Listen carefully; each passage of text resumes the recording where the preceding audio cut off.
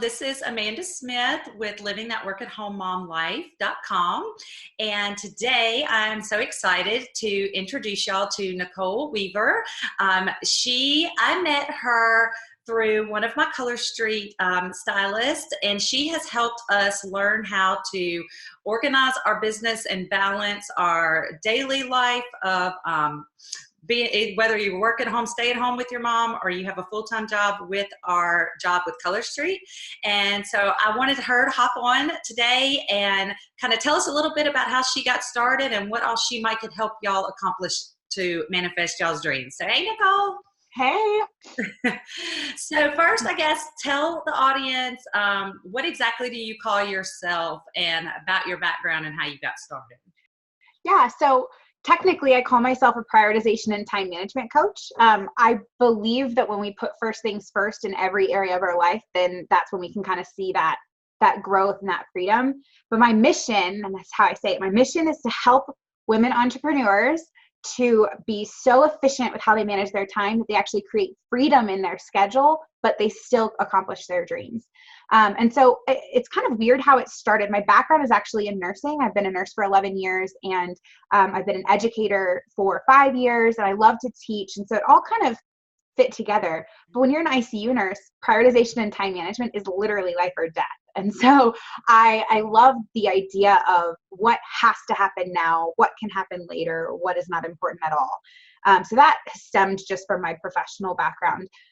For the last couple of years, I've actually worked in the corporate world as the curriculum director for an education company. And in that, when you're managing a team of people, having systems in place that make things a little more efficient, it helps. And managing your time helps because otherwise you just can't get everything done. So as I shifted into working from home, the idea of coaching came up and the opportunity came up. And originally I wanted to be what I called a freedom coach. I wanted to help women find freedom in every area of their life. And I realized right now, let's focus on one thing, because one of the things I teach is that scattered efforts produce scattered results. So I was like, okay, let's focus on one thing. And that is prioritization, time management, and efficiency. And it's really, really been so much fun to see people implement these kinds of things and just see massive, like, blow up growth in their business and more fulfillment in their family. It's been so much fun. Tell us what your motivation was. I'm sure it's like the rest of us on wanting to come work from home. Yeah. So like I said, I've worked as a curriculum director for this company, and that was actually a work from home job. It was a 40-hour-a-week job with set hours, but I was at home. I was remote. And so when I had my daughter back in July of last year, it was like, oh, this is perfect. This is ideal. And then it wasn't too overwhelming. I figured out how to manage my time well. I figured out how to make sure that I could step away and be with her without feeling guilty about it. And so it was just that specific job that I didn't want to be in anymore. And so I shifted into coaching. But I love the idea. I love the flexibility it offers. I love that I can work in my PJs. I love just being able to set my own schedule, decide what my priorities are for that day, and just be completely unapologetic about it, but still do amazing things and still accomplish my dreams and still help people. And I like everything about what it offers. I told them that you helped me with Color Street and my team. What are some other people that you've helped? Yeah, so I've helped a really wide variety of people. I've even helped people. I've helped one client struggling with a chronic illness who just needed to figure out how to get a routine in place that allowed her to prioritize the most important things while still preserving her energy and while still kind of dealing with what do I have the energy to do and what can I accomplish? And so even things outside of business, but for her, doing that is going to help her be more successful inside of her professional life. I've helped people actually set up online organization systems for their business. I've helped people really just figure out their own. I crack up because I ask people what their number one priority is, and they list 5 things. I'm like, okay, I said 1. And so just really anybody who is feeling scattered, who's feeling like there's too much going on, there's no way I could do more because I have too much on my plate now. Chances are that's not true. And chances are we just need to adjust how you're managing your time. And you'll start to be able to see that shift and that growth. Right. So this as a question just popped in my head when you were saying that. My word for this year is intentional. Last year it was possible, and now I know things are possible. The blog has taken off, and Color Street is everything is going well. It's all possible, and now I want to be intentional this year and like zone in and really. What would you say your definition of intentional or? Yes. Intentional means nothing happens by accident. Yeah. Nothing happens by accident. So every minute you spend, everything you do is a choice. Everything you do is planned. Now, it doesn't mean that every second of your day has to have something in it, right? But if you're going to take a break, it's an intentional break. If you're going to build in wiggle room, it's intentional wiggle room. Nothing is happening by accident. You're not accidentally growing your business. You're not accidentally remembering to do things. It all has to be done on purpose. And so that's, for me, I always say that nothing should happen by accident. Now, this stuff comes up for sure. But being able to just consciously make decisions about how we do things and how we spend our time, it really changes everything in terms of momentum and moving things forward. What could somebody expect to pay for your different services, and tell them how they could get in touch with you from Facebook or website or whatever? Sure. So my website is super easy. It's www.nicholeweaver.com. So you can find anything I'm currently offering, big programs, things like that, typically is on my homepage. So you don't even really need to search for it. But you can go to store if you want to see my little programs. You can go to coaching if you want to learn more about private coaching. And then I also have a Facebook community called the Efficient She Society. See what I did there? And so anybody's welcome to join that. Anybody who is a woman who wants to learn how to be more efficient, especially in their business, come join us in our community. As far as what you can expect to cost or to pay, it really just depends on what the offering is. We say there's a big difference between information and direct support and implementation. And so things like a mini course would range between, $27, $47. A more bigger self-study might be upwards of $97, $197, depending on how big it is. Group coaching, you're going to push $297 to $497. And then, of course, private coaching per hour, 1 hour call is $147. And then a 30-day, which is 4 calls and Boxer and all that stuff, pulls up to $597. So it really just depends on kind of the level of direct support and implementation that you're getting. The more direct access, direct coaching, the higher the price tag. But of course, the more you're going to get out of it because you actually have somebody who's digging into what you've got going on and directly speaking to your situation and helping you implement what you need. But if you just want DIY things, there's always little things like mini courses that you can do. So what, when you got started, when you decided you were going to chase your dreams and to do this work for yourself, what would you have done differently from the beginning? So I host all of my courses and programs on Kajabi, and I love it. It's all encompassing. It has everything. I love it. But I realized I probably didn't need a full website from day one.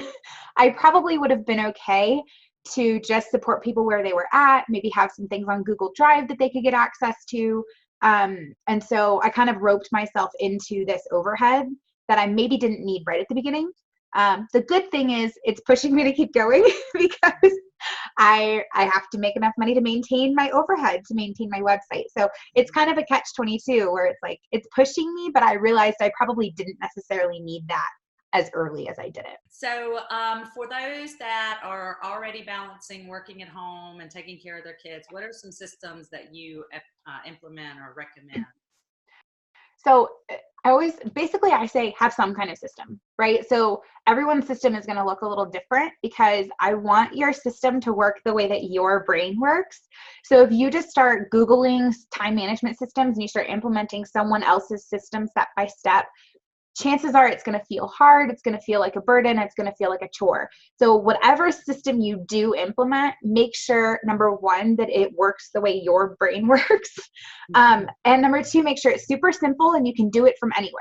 So what I always say is you don't want to be like, oh, well, I can't plan my day today because I don't have that journal or whatever it is. So my system personally is I can do it on a single piece of paper or on like a notes app on my phone. So something you can do from anywhere, so you have no excuses, something that works the way that your brain works. And then whatever system you choose, it should be priorities based. So you don't want to schedule your life around just the urgent things that pop up. You want to make sure the important things come first. So for me, I do a 15-minute system in the morning where I do 5 minutes of dumping everything I need to do for the day, 5 minutes of prioritizing those things, and then 5 minutes of taking that information and actually planning out my day. And all that does really is it gets my head on straight first thing in the morning so that I know what the plan is for the rest of the day. And so really what I teach people just generally is find a system that works, because flying by the seat of your pants, making it up as you go along and winging it is not a plan. Yeah, I agree. Okay, so I'm going to throw you a curveball because we didn't talk.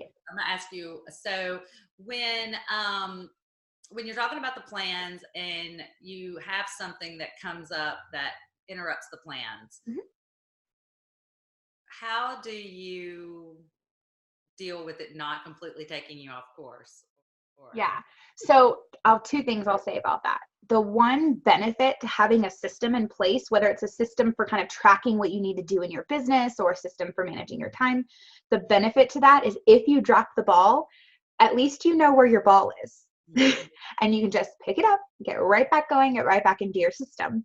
So that's the first thing I'll say. The second thing I'll say is when you are planning your day on a priorities based system, then you know what's at the bottom of the list, mm-hmm. right? And so when something comes up, you know, all right, that thing at the bottom of the list is going to have to come off.